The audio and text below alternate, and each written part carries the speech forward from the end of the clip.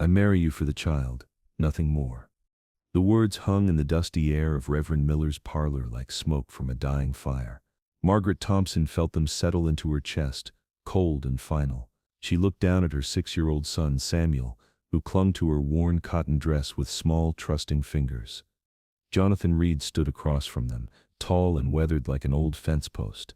His blue eyes held no warmth, no promise of love, only duty, only the practical arrangement they had struck 3 days ago when desperation had driven her to his door. Do you understand, Mrs. Thompson? His voice was as rough as prairie wind. This is business. You need a roof. The boy needs a father's name. I need help with the ranch. Maggie's throat felt dry as desert sand. I understand, Mr. Reed. But what she didn't understand was how a man's heart could be so carefully locked away. Samuel tugged at her skirt. Mama, is the tall man really going to be my papa now? The innocence in her son's voice nearly broke her resolve. She had buried Samuel's father 2 winters ago when fever swept through their camp like wildfire, taking half the settlement with it. Since then she had scrubbed floors until her knuckles bled, mended clothes by candlelight, and taken any honest work to keep food on their table.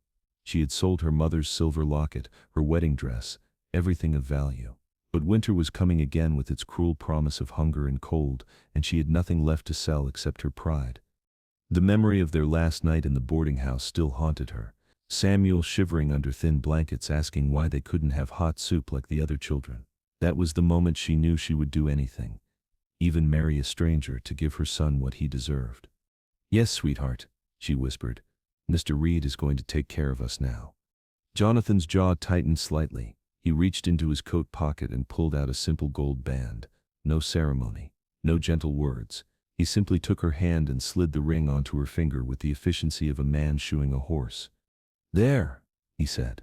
It's done. Reverend Miller cleared his throat nervously. Perhaps you'd like to, seal the union with a… No. Jonathan's voice cut through the suggestion like an axe through kindling. We both know what this is. And that was when everything changed forever. The ride back to Jonathan's ranch stretched out like an eternity. Samuel sat between them on the wagon bench, chattering about the horses and pointing at every bird that crossed their path. His excitement filled the silence that pressed down on the adults like storm clouds. Look, Mama, that horse has a white star on his face. I see it, Samuel. Can I pet him when we get there?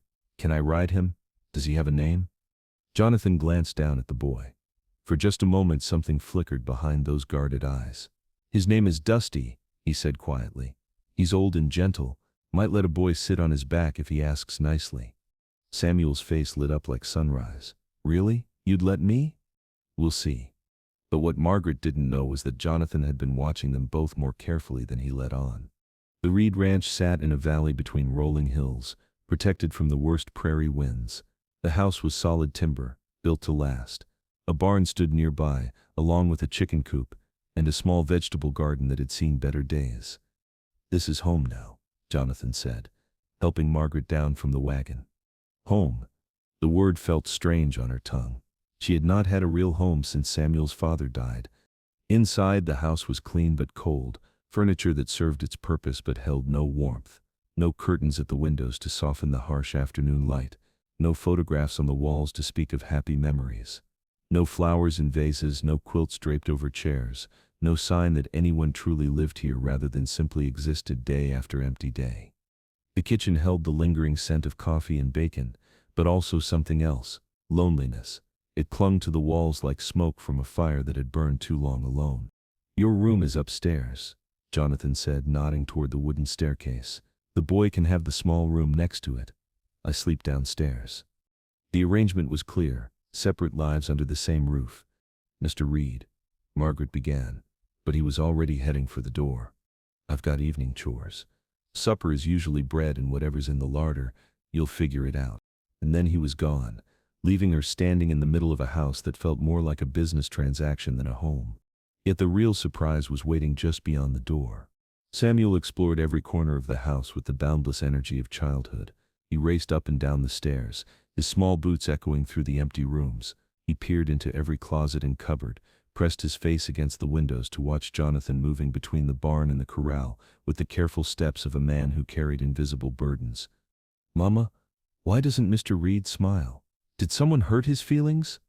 Margaret knelt beside her son, smoothing his brown hair that reminded her so much of his father. Some people keep their smiles hidden, sweetheart, like treasures buried deep underground. Maybe we'll help him dig his up. Can I help him with the horses tomorrow? Maybe that will make him happy. The hope in Samuel's voice made her chest tighten. Her son had such a gift for seeing goodness where others saw only walls. But as she watched Jonathan through the kitchen window, she wondered if some hearts were too carefully guarded to ever truly open. That night she lay in her new bed, listening to the sounds of an unfamiliar house, floorboards creaking like old bones, wind rattling the windows with restless fingers, and somewhere below the soft footsteps of a man who paced like a caged wolf, unable to settle into sleep. She heard him pause outside Samuel's door, heard the faint creak of him leaning against the doorframe. What was he thinking as he listened to her son's peaceful breathing? What memories stirred in a heart he kept so carefully locked away? Through the thin walls, she caught the sound of him moving to the kitchen, the scrape of a chair being pulled out. He sat there in the darkness for a long time, waiting, thinking, perhaps wondering, as she was, whether this strange arrangement could ever become something real. Samuel's sleepy voice drifted from the next room. "Good night, Mama. Good night, Mr. Reed." Margaret held her breath, waiting. From downstairs came the faintest response. "Good night, boy." And in that small kindness, she found the first spark of something that might someday grow into hope. But what she couldn't know was that Jonathan Reed lay awake until dawn, wondering what he had gotten himself into and whether his carefully protected heart could survive having a family again. The first week passed like winter wind across the prairie. Cold, quiet, careful. Margaret rose before dawn to prepare Jonathan's coffee, just as she imagined a wife should. She set his cup on the kitchen table with steady hands, though her heart fluttered like a trapped bird whenever he entered the room. He would nod once, drink in silence, and disappear into the morning mist to tend his cattle. "Thank you, Mrs. Reed," he would say. Always Mrs. Reed. Never Maggie. Never Margaret, as if using her first name might crack the wall he had built around himself. Samuel, however, had no such walls. "Mr. Jonathan," he called out that first Tuesday morning, racing across the yard in his 2 small boots, "can I help you feed the horses? Mama said I should ask first." Jonathan paused at the barn door, his broad shoulders tensing. For a moment Margaret thought he would refuse, send the boy back to the house where children belonged. But then something shifted in his expression. "I suppose," he said quietly. "But you do exactly what I tell you. Horses are bigger than you think." Samuel's whoop of joy carried across the ranch like church bells on Sunday morning. But what Margaret didn't realize was how that simple yes would change everything. From the kitchen window she watched her son trail behind Jonathan like a devoted puppy. Samuel chattering about everything and nothing, his small hands eager to help carry buckets that were far too heavy for him. Jonathan said little, but he slowed his pace, showed Samuel how to approach the horses gently, demonstrated the proper way to pour grain into the feeding troughs. When Samuel stumbled and nearly dropped a bucket of oats, Jonathan caught him with one steady hand. "Easy there, partner," he murmured. "No shame in taking your time." Partner. The word made Margaret's throat tighten with unexpected emotion. In town the whispers followed her like smoke from a chimney fire. Heard she married Jonathan Reed. Old Mrs. Patterson muttered at the general store. "Business arrangement if you ask me. That man's heart died with the war." "Poor little boy," added Mrs. Henderson, shaking her gray head. "Growing up in a house without love. Mark my words, this won't end well." Margaret kept her chin high as she gathered her groceries, but their words stung like winter wind. She had hoped this marriage might give Samuel not just a home, but a chance at happiness. What if she had made a terrible mistake? Yet what she couldn't see was how Jonathan watched for Samuel's return each evening. Back at the ranch, the days fell into a careful rhythm. Margaret cooked meals that Jonathan ate in silence, his attention focused on his plate rather than conversation. She swept floors and mended clothes while he repaired fences and tended livestock. They moved around each other like dancers who had never learned the same steps. But Samuel was the music that slowly brought them together. "Mr. Jonathan taught me how to brush Dusty's coat," Samuel announced at dinner, his face glowing with pride. "He said I have gentle hands like Mama." Jonathan's fork paused halfway to his mouth. His eyes met Margaret's for just a moment before he looked away. "The boy's a natural with animals," he said gruffly. "Reminds me of—" He stopped himself, jaw tightening. Reminds you of who? Samuel asked innocently. No one important. But Margaret caught the shadow that crossed Jonathan's face, the quick tightening around his eyes that spoke of buried pain. Who had Jonathan lost, and why did her son's gentle nature stir such carefully hidden memories? The evenings were the hardest. After Samuel went to bed, the house settled into heavy silence. Margaret would sit by the window with her sewing while Jonathan read week-old newspapers by lamplight. Neither spoke. Neither acknowledged the growing tension that hummed between them like telegraph wires in a storm. One night she gathered her courage. "Mr. Reed," she began softly. "Jonathan," he corrected without looking up. "We're married now. Might as well use first names." Jonathan. His name felt strange on her tongue, intimate in a way their arrangement wasn't supposed to be. "Samuel is very happy here. I want you to know how grateful I am." He set down his paper but still didn't meet her eyes. "The boy's no trouble, works hard for someone so small. He's never had a man to look up to before. His father died when Samuel was barely 4. Jonathan's hands stilled on the newspaper. "War. Fever. Came through our camp like wildfire. Took him in 3 days." A long silence stretched between them. Finally Jonathan spoke, his voice rough as sandpaper. "I lost someone once too. Someone who would have loved that boy of yours." The admission hung in the air like morning mist. Fragile, easily broken. "I'm sorry," Margaret whispered. "Don't be. Some things are better left buried." But as he stood to bank the fire, she saw his hands tremble slightly.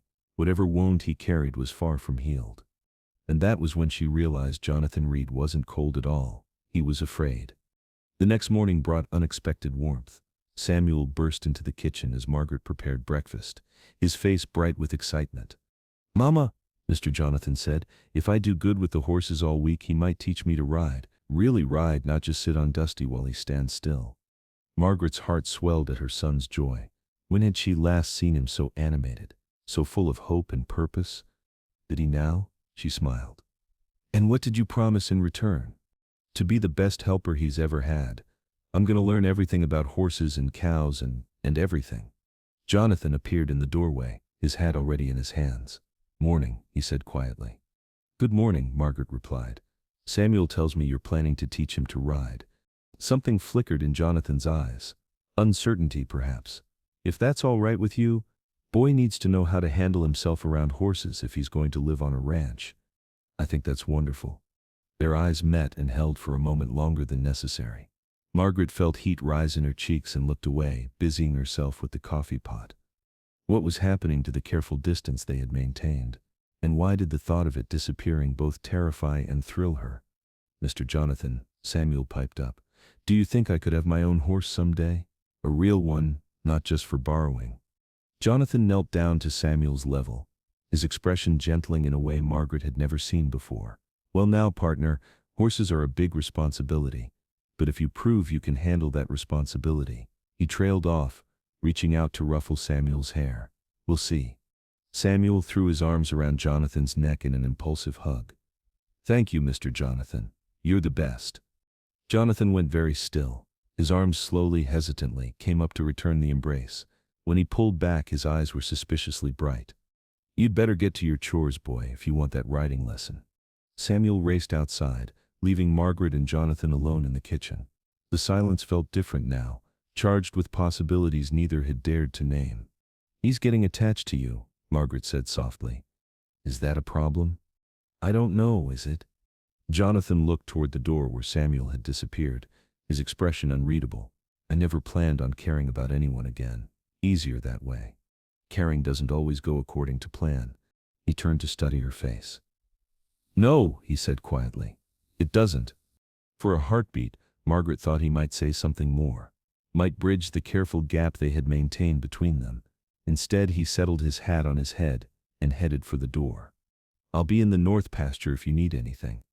But what she was beginning to need, Margaret realized as she watched him walk away, was something he might not be ready to give. Yet what neither of them knew was that Samuel's innocent affection was slowly melting the ice around Jonathan's heart.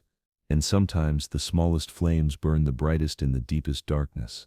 3 weeks into their strange new life, Samuel asked the question that would change everything. "Mr. Jonathan, he said one morning as they mucked out the horse stalls. "Why don't you ever smile?" Jonathan's shovel paused. For a long moment the only sounds were the soft nickering of horses and the rustle of hay. "Some folks don't have much to smile about, boy." Samuel considered this seriously. Mama used to never smile either, after Papa went to heaven. But then she started smiling again when she looked at me. Jonathan's knuckles went white around the shovel handle. "Did she now?" "She said I was her sunshine after the storm." "Maybe you just need to find your sunshine too." But what Samuel didn't know was that Jonathan had already found it, and it terrified him. That afternoon Margaret watched from the kitchen window as Samuel convinced Jonathan to take a break from fence mending. Her son had fashioned a small horse from scraps of wood and was galloping it through the dust. "Look, Mr. Jonathan, he's the fastest horse in all of Texas." Jonathan sat on an overturned bucket, watching Samuel's game. For the first time since Margaret had known him, his face held no tension, just a man watching a child play and remembering what joy looked like. "What's his name?" Jonathan asked. "Thunder, and he's brave and strong, just like you." Jonathan's smile was small, barely there, but Margaret caught it. Her heart gave a funny little skip at the sight. "Mama says brave people do scary things even when they're afraid inside." Jonathan went very still. His eyes found Margaret in the window, and she felt heat flood her cheeks at being caught watching them. Yet what Margaret couldn't know was that Jonathan lay awake each night fighting his own demons. One particularly bad night, she found the courage to slip downstairs. Jonathan sat at the kitchen table with his head in his hands. "Jonathan," she whispered. He looked up, startled. His face was haggard, his eyes haunted. "Did I wake you? Bad dreams?" He laughed without humor. "You could say that." Margaret moved to the stove and began preparing tea.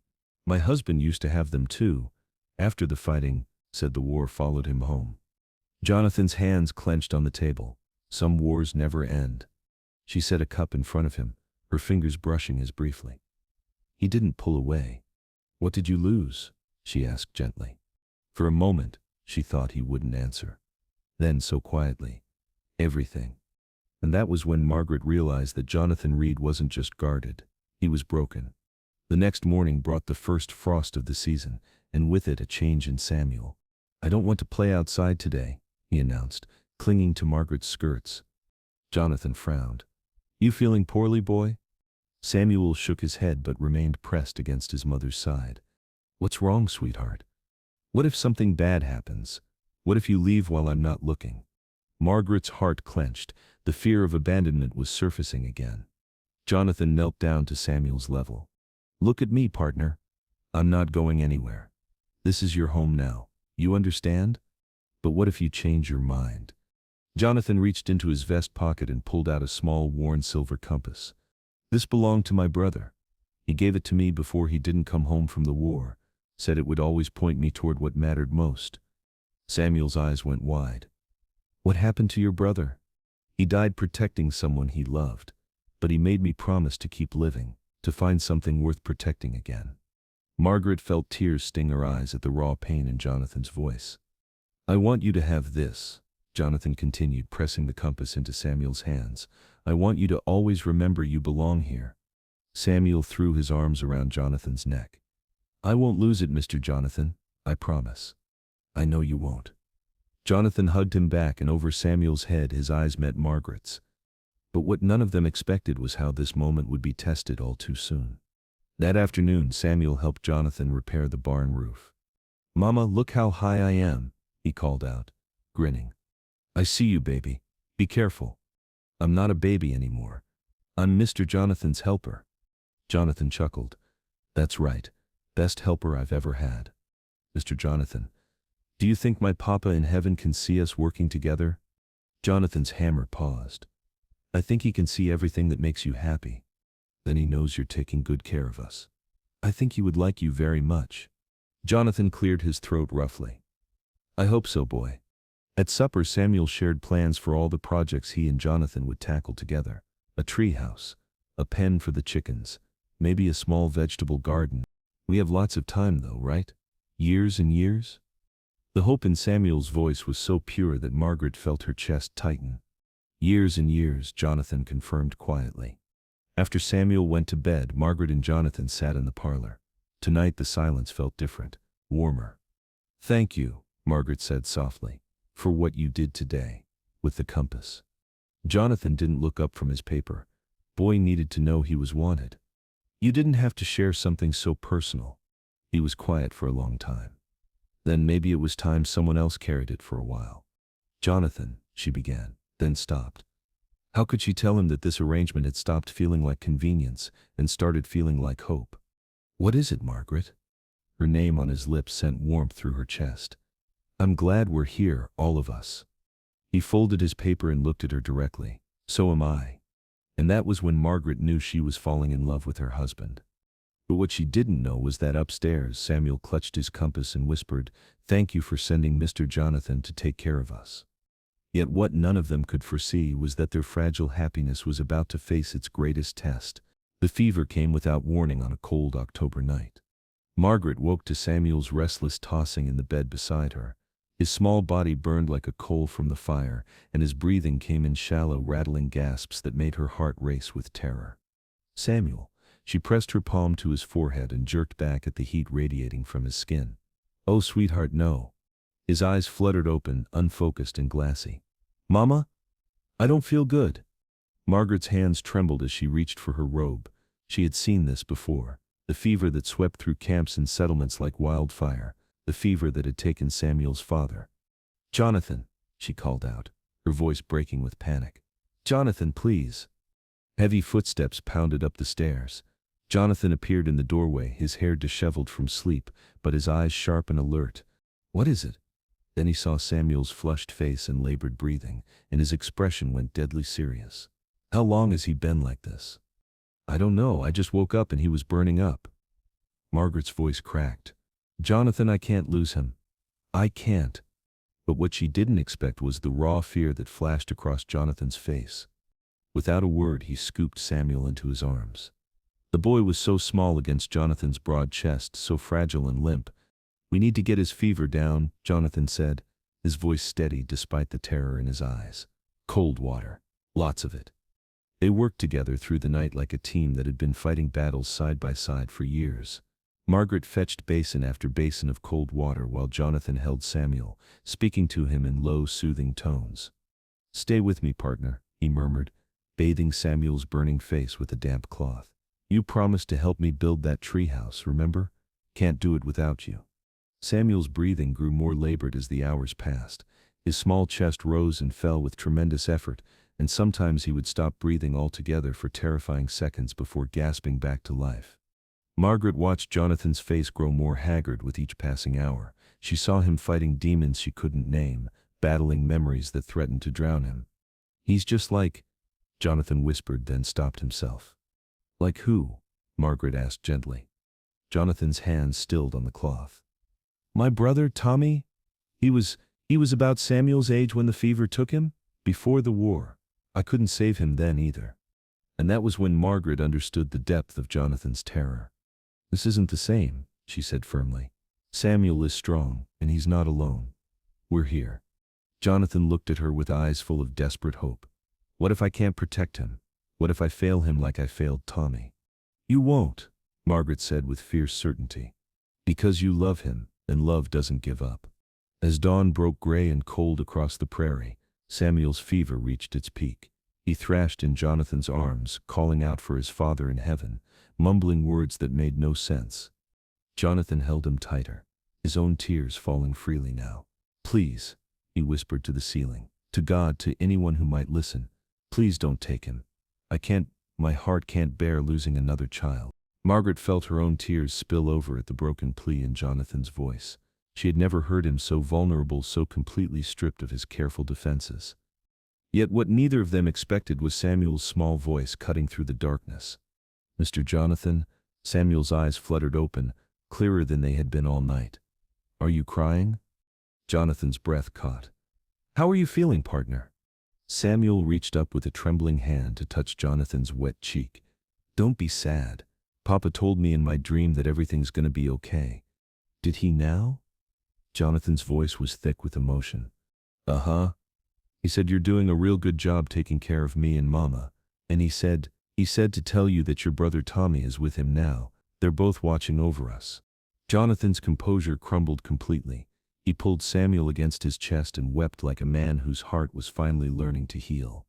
Margaret wrapped her arms around both of them, and for the first time since this nightmare began, she allowed herself to believe that Samuel would be all right. But what she didn't know was that this moment would change everything between them. The fever broke just as the sun climbed over the horizon, painting the sky in shades of hope. Samuel's breathing eased, his skin cooled, and the terrible pallor faded from his cheeks. "I'm hungry," he announced weakly. "Can I have some of your famous pancakes, Mama?" Margaret laughed through her tears. "You can have anything you want, my brave boy." As she went to prepare breakfast, she heard Jonathan's voice behind her, soft and wondering. "You scared me, partner. Don't ever do that again." "I won't," Samuel promised solemnly. "But Mr. Jonathan, even if something bad happened to me, you'd still take care of Mama, right? 'Cause she needs someone strong like you." Jonathan was quiet for a long moment. "Then nothing bad is going to happen to you. Not while I'm here. That's a promise." "Good. 'Cause I love you, Mr. Jonathan. Just like a real papa." Margaret heard Jonathan's sharp intake of breath from the kitchen. She peered around the doorway to see him kneeling beside Samuel's bed, his face transformed by wonder and joy. "I love you too, son," Jonathan whispered. "More than you'll ever know." "Son." The word hung in the air like a benediction. Later that morning, when Samuel was sleeping peacefully and the crisis had passed, Margaret found Jonathan sitting on the porch steps, staring out at the sunrise. "Thank you," she said quietly, settling beside him. "For what?" "For not giving up. For fighting for him all night. For loving him." Jonathan turned to look at her, and she was struck by how different his eyes looked. Still grieved, but no longer haunted, no longer afraid to care. "He's not just your boy anymore, Margaret. He's ours. Both of ours." Her heart swelled at the simple declaration. "Is that what you want? Really?" "I want—" Jonathan paused, searching for words. "I want to be the father he deserves. The husband you deserve. If you'll have me. Really have me. Not just on paper." Margaret felt tears spring to her eyes again. But these were tears of joy. "I thought you'd never ask." Jonathan reached for her hand, threading their fingers together. "I was afraid of caring too much and losing everything again. But last night, watching you fight for Samuel, watching him fight to come back to us, I realized I'd rather risk heartbreak than live without love." "We don't have to be afraid anymore," Margaret whispered. "We have each other." And as they sat together in the morning light, watching their son sleep safely through the window, they both knew that what had started as a business arrangement had become something neither had dared to hope for. A real family. Built not on convenience or necessity, but on love that had grown quietly in the spaces between heartbreak and healing. Yet what they couldn't know was that Samuel, listening from his bed, smiled sleepily and clutched his compass tight. His prayer had been answered in ways he was too young to fully understand, but old enough to know that miracles sometimes came disguised as second chances. 2 weeks after the fever broke, Samuel's laughter filled the house again. Margaret watched from the kitchen window as her son chased chickens around the yard, the silver compass bouncing against his chest. The pallor had faded from his cheeks, replaced by the rosy glow of health. "Mama!" Samuel burst through the door. "Mr. Jonathan says we can start building my treehouse today." "Is that so?" Margaret smiled. "And have you finished your morning chores?" "All done. Fed the chickens and helped Mr. Jonathan milk Bessie." Jonathan appeared in the doorway, his hat in his hands. The transformation in him had been remarkable. The rigid lines around his eyes had softened. "Morning, Margaret," he said quietly. "Good morning, Jonathan." Their eyes met and held. So much had changed since that terrible night when Samuel had nearly slipped away. The walls they had both maintained had crumbled completely. But what surprised Margaret most was how natural it all felt. As they sat down to breakfast, Samuel chattered between bites of pancake. "Mr. Jonathan, when I get married someday, I want to find someone just like Mama." Jonathan's coffee cup paused. "Is that right? And I want to love her the way you love Mama, with your whole heart." Margaret felt heat flood her cheeks. They had never spoken the word love aloud. Jonathan set down his cup carefully. "How do you know I love your Mama?" Samuel tilted his head. "Because you look at her the same way Papa used to, like she's the most wonderful thing in the whole world." Margaret felt tears spring to her eyes. Jonathan cleared his throat. "Your son is pretty smart, Mrs. Reed." "Yes," Margaret whispered. "He is." And that was when Jonathan reached across the table and took her hand. After breakfast, Samuel raced outside, leaving Margaret and Jonathan alone. Morning light streamed through the windows.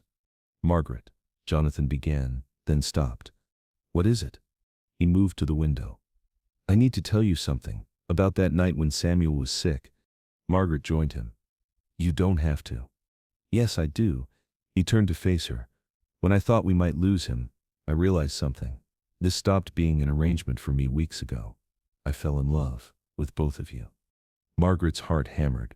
"Jonathan, I know this wasn't what we agreed on, but I couldn't go another day pretending this marriage was just paper when it means everything to me." Margaret looked into his weathered face.